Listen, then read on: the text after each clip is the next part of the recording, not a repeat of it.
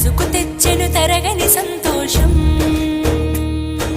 చైత్రమాస శుక్లాపక్షం ఉత్తర భాద్ర నక్షత్రం ఉగాది తెచ్చెను గుండెకు ఆనందం. ఆయని గురుతులు అయ్యను మన సొంతం.